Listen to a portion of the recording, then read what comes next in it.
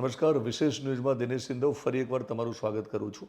2 દિવસ પહેલાં ગોપાલ ઇટાલિયાનો એક વિડીયો આપણી સામે આવ્યો હતો. આ વિડીયોમાં તમે જોયું કે ગોપાલ ઇટાલિયાએ આરોપ મૂક્યો કે પોલીસ એમના ઘરે જાય છે અને એમની માતાને હેરાન કરે છે. બીજા દિવસની ઓડિયો ક્લિપ આપણી સામે આવે છે. આ ઓડિયો ક્લિપ જ્યારે સામે આવી પછી ગોપાલ ઇટાલિયા સામે સવાલો ઊભા થયા છે એટલા માટે કે ભૂતકાળમાં ગોપાલ ઇટાલિયા ખુદ નરેન્દ્રભાઈ મોદીને હીરાબાના સંદર્ભમાં ઘણીવાર કહી ચૂક્યા છે કે જ્યારે વોટિંગ કરવા માટે હીરાબાને રિક્ષામાં લઈ જવામાં આવતા ત્યારે ગોપાલ ઇટાલિયાએ વારંવાર કહ્યું છે કે રાજનીતિમાં હીરાબાનો નરેન્દ્ર મોદી ઉપયોગ કરી રહ્યા છે. તો ઓડિયો ક્લિપ જ્યારે સામે આવી છે ત્યારે એ જ પ્રકારના આરોપો ગોપાલ ઇટાલિયાની સામે જ્યારે લાગી રહ્યા છે ત્યારે આ મુદ્દે ગોપાલ ઇટાલિયા સાથે મેં ટેલિફોનિક ઇન્ટરવ્યૂ કર્યો હતો. સાંભળો કે મેં જે સવાલો કર્યા એના ગોપાલ ઇટાલિયાએ શું જવાબ આપ્યા. ગોપાલભાઈ, એક તમારો વિડીયો સામે આવે છે જેમાં તમે આરોપ મૂકો છો કે સુરતમાં પોલીસ તમારા ઘરે જાય છે અને તમારા મધરને હેરાન કરે છે. તો એ તમારો વિડીયો આવ્યો પછી સામે એક બીજી ઓડિયો ક્લિપ આવી છે જેમાં જીતુ નામનો એક વ્યક્તિ ગોપાલ ઇટાલિયા સાથે વાતચીત કરે છે, જેને મીડિયા તરીકે અમે કથિત ઓડિયો ક્લિપ કહીશું જ્યાં સુધી સાબિત ન થાય.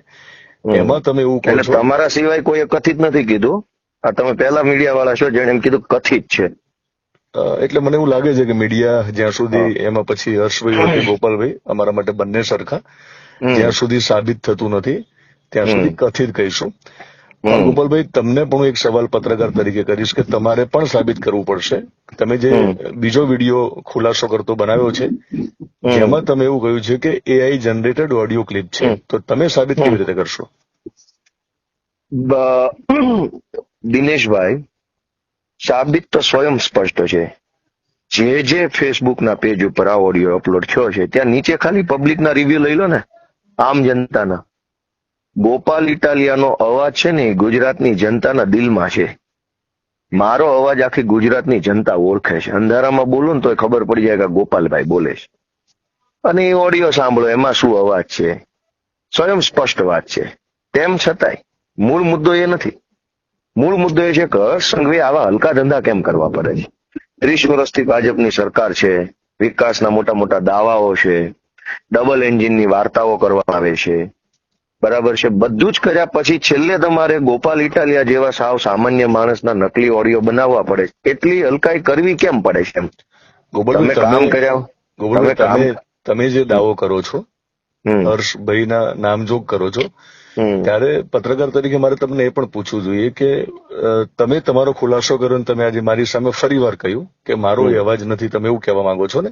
પણ હું એવું કહું છું કે સાબિતી માંગે દુનિયા, તો એઆઈ જનરેટેડ છે આ વિડીયો, આ ક્લિપ, એના માટે તમે શું એક્શન લેશો એ સાબિત કરવા માટે? અથવા તો કોઈ ફરિયાદ કરવાના છો, એની કોઈ ચકાસણી કરાવવાના છો તમે?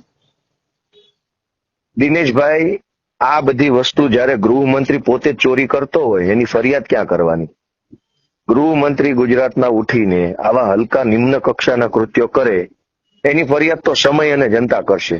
મારું તમને એટલું જ કહેવાનું કે ઓડિયોનો વાત શું છે સમજો, કે કોઈ વ્યક્તિ છે એ ફોન કરે છે અને પોલીસ વાળા હોય એવી રીતના એની વાતચીત છે કે ભાઈ તમારા ઘરે આજે વોરંટ આવવાનું છે, પછી એમાં સરકારી પ્રોસેસ છે, એ પ્રમાણે અમારે આમ કરવું પડશે, તેમ કરવું પડશે. તો કયો પોલીસ વાળો આવું બધું જાણ કરીને ઘરે આવે? કોઈ પણ પોલીસ વાળો હોય, વોરંટ કે કઈ પણ હોય, ગમે તે સરકારી કાગળ હોય, એ તમને પૂછીને તમારા ઘરે આવે? તો આ તો એવું દેખાઈ આવે છે કે સામેથી જાણ કરે છે કે તમારા ઘરે પોલીસ આવશે, પછી તમારા ઘરે ફોટા પાડશે, પછી તમારા બા પણ ઘરે નહીં હોય. એનો મતલબ એડવાન્સમાં બધી જ ખબર છે એને, ભવિષ્યકાળમાં ખબર પડી ગઈ. હવે આવા વાહિયાત ઓડિયો બનાવતા સંઘવીન શરમ નહીં આવતી હોય? તો જે જીતુ નામના વ્યક્તિ જે સામેથી જીતુ બોલે છે એવું કે છે, એ જીતુ કોણ છે? તમારા સંપર્કમાં છે કોઈ વ્યક્તિ? એ તો ભાજપનો જીતુ હશે. ભાજપમાં ઘણા જીતુ છે, એમાં ભાજપ વાળો જીતુ અને ભાજપનો બીજો, બે સામસામે બેસીને એથી ઓડિયો બનાવ્યો હોઈ શકે. તમે દિનેશભાઈ સમજો, કયો પોલીસ વાળો એડવાન્સમાં જાણ કરીને તમારા ઘરે આવે? મને તમે એટલું કહો ને. પાછી એને બધી ખબર છે કે ઘરે કોઈ નથી, તો શું કામ જવું છે ભાઈ? ઘરે કોઈ નથી તો તમે કહો છો એ ઓડિયો સાચો હોય તો ઘટના બન્યા પહેલાની વાર્તાઓ અંદર આવે છે. તો ત્યારે તો ખબર છે પોલીસ વાળાને કે ભાઈ નથી ઘરે કોઈ, તો કેમ ગયા? પાછા તમને એ ખબર છે પ્રોસેસ શું છે, પાછા મને પ્રોસેસ શીખવાડે છે કથિત રીતે. કથિત રીતે જે ગોપાલ છે એક સાઈડ એને પ્રોસેસ શીખવાડે છે કે ભાઈ હવે આમાં નિયમ પ્રમાણે ફોટા, એટલે મને નિયમ શીખવાડશે, હું થોડો 8 પાસ છું મને નિયમ શીખવાડવા પડે? અમને નહીં ખબર હોય કયા નિયમો બનેલા છે એમ. તો હું એટલે તમને હા ગોપાલભાઈ, નકલમાં મારો અકલ ન હોય ને એ સાબિત થયું આમાં. મારો બીજો સવાલ એ છે, તમે કહ્યું કે ગૃહમંત્રી હર્ષભાઈ છે, સરકાર એમની છે, એટલે તમે ફરિયાદ કરશો તો ક્યાં કરશો? પણ હું એવું બીજી વાર તમને પૂછવા માંગુ છું કે જયારે તમે એવું કહો છો કે એઆઈ જનરેટેડ ઓડિયો ક્લિપ છે જેમાં ગોપાલ ઇટાલિયાને બદનામ કરવાનો પ્રયત્ન છે, તમે કહી રહ્યા છો, તો તમે શા માટે ફરિયાદ પણ નહીં કરો? એમ પરિણામ જે આવે. દિનેશભાઈ, નહીં, પરિણામ જે આવે તે પ્રશ્ન નહીં, પરિણામ આવવું જ જોઈએ. પરિણામ કેમ ન આવે? હા, તો પછી તમારે ફરિયાદ આઈ થિંક કરવી જોઈએ મારી દ્રષ્ટિએ. નહીં, પણ અમે અગાઉ 100 ફરિયાદ કરેલી છે. હું તમને તમારા એડ્રેસ ઉપર અત્યારે કુરિયર કરું, તમને ઈમેલ કરી દઉં, તમે મને પરિણામ લાવી દો.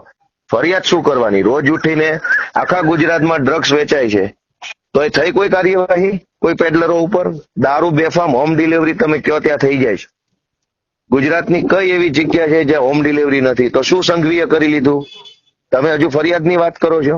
જે વસ્તુ ગેરકાયદેસરની છે એવા 100 ગેરકાયદેસરના કૃત્યો કરનારા લોકો ખુલ્લેઆમ કોલર ઊંચા કરીને ફરે છે.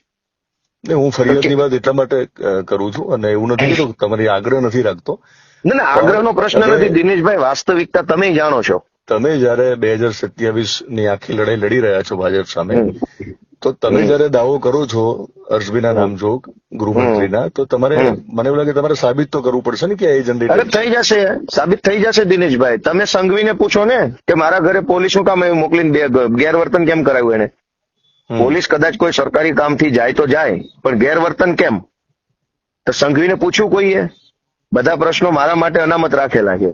કોઈ એક મીડિયામાંથી તો સંઘવીને ફોન કરીને પૂછો કે ભાઈ ગોપાલના ઘરે પોલીસ ગઈ તો ભલે ગઈ, કઈ વાંધો નહીં, ચલો, ગેરવર્તન કેમ કર્યું?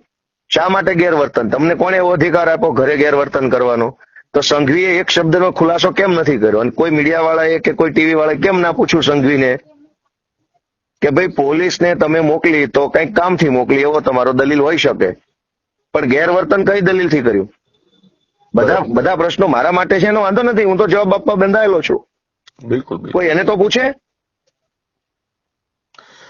ગોપાલભાઈ, આખો મામલો જયારે સામે આવ્યો છે, વાદ વિવાદ વાર પલટવાર ચાલી રહ્યો છે, તો લોકોને પણ સમજવું હશે કે કયો મામલો છે જૂનો કે જેને લઈને આ વોરંટ વાળી વાત ચાલે છે, એના વિશે થોડી વાત કરો.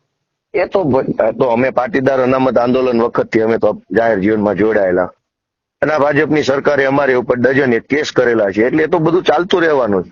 અમારામાંથી જે લોકો ભાજપમાં જોડાઈ ગયા એને શુદ્ધ ગંગાજળથી નવડાવી અને બ્રહ્મ મુહૂર્તની અંદર એનું શુદ્ધિકરણ કર્યું, એટલે એમની ઉપરથી કેસો હટી ગયા, અમારા ઉપર ચાલુ છે. એમાં ક્યાં બહુ મોટી વસ્તુ છે? કોનું શુદ્ધિકરણ કર્યું? અનેકનું શુદ્ધિકરણ કરેલું છે, આખું ગુજરાત જાણે છે, એમાં મારે ક્યાં નામ લેવાની જરૂર છે? ભાજપમાં જોડાઈને જેનું શુદ્ધિકરણ કર્યું એના કેસ પૂરા થઈ ગયા, અમારા ચાલુ છે, તો ભરીએ તારીખો, એમાં શું નવાઈ છે?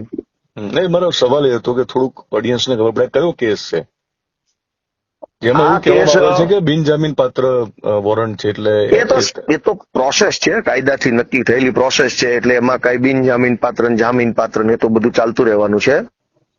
મુદ્દો એટલો છે કે ખેડૂત વિરોધી 3 કાળા કાયદાઓ દેશની સંસદમાં પસાર થયેલા, બરાબર, અને એનો આખા દેશના ખેડૂતો વિરોધ કરતા હતા, અને અમે પણ આ 3 કાળા કાયદાનો વિરોધ કરવા માટે મહેસાણાની અંદર એક જનસભાનું આયોજન કર્યું હતું. આ જનસભાની અમારી પાસે પરમિશન હતી, ઓફિશિયલ લેખિતમાં સહી સિક્કા વાળી મામલતદારના, અને અમે જનસભા ચાલુ કરીએ એના 10 મિનિટ પહેલા પોલીસ આવીને એવું કીધું કે તમારી પરમિશન હવે કેન્સલ છે 10 મિનિટ પહેલા. બરાબર. એટલે અમે તો 10 મિનિટ પહેલા અમને કીધું, ત્યાં પહેલા તો અમે ભેગા થઈ ગયા હોઈએ, બધા હાજર થઈ ગયા હોય, નેતા આવી ગયા હોય, પબ્લિક આવી ગઈ હોય, અને પછી એ અમારી સભા પોલીસે થવા ન દીધી અને ઉપરથી પરમિશન વગર સભા કરવાનો એક કેસ કર્યો. આ મુદ્દો છે એવડો, જેમાં આ વોરંટની વાતો છે એ. બરાબર, સમજાયું?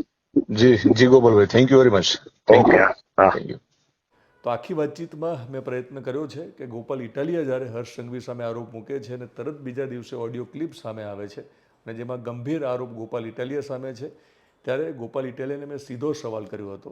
મારો સીધો સવાલ એ હતો કે જ્યારે તમારા ઉપર આરોપ છે ત્યારે તમે આ ઓડિયો ક્લિપ જો એઆઈ જનરેટેડ હોવાનો તમે આરોપ મૂકો છો, તો સાબિત કરવા માટે તમે એફએસએલની તપાસ કરાવશો? ગોપાલ ઇટાલિયાએ હાલ FSLની તપાસ કરાવવા માટે હા નથી પાડી. તેમને જે જવાબ આપ્યા એનાથી સ્પષ્ટ છે કે તેઓ તપાસ કરાવવાના નથી. જો તપાસ થાય તો જ દૂધનું દૂધ અને પાણીનું પાણી થશે. અમારી ફરજ છે કે જ્યારે શાસક પક્ષ અને વિપક્ષના લોકો એકબીજા ઉપર આરોપ અને પ્રત્યારોપ મૂકતા હોય ત્યારે તટસ્થ રીતે એ બંનેની વાતો તમારી સામે મૂકવી. તમે હોશિયાર છો, તમને કહેવાની કંઈ જરૂર નથી. તમે વાતચીત દરમિયાન અને વિડીયો અને ઓડિયો ક્લિપ સાંભળીને નક્કી કરી શકશો કે આમાં કોણ સાચું ને કોણ ખોટું છે. પણ વિશેષ ન્યૂઝનો આ પ્રયત્ન તમને પસંદ હોય તો આપણી યુટ્યુબ ચેનલ જોતા હોય તો તમે યુટ્યુબ ચેનલને સબસ્ક્રાઈબ કરશો. ઇન્સ્ટાગ્રામ પેજ અને ફેસબુકમાં જોવા હોય તો તમે ફોલો કરશો.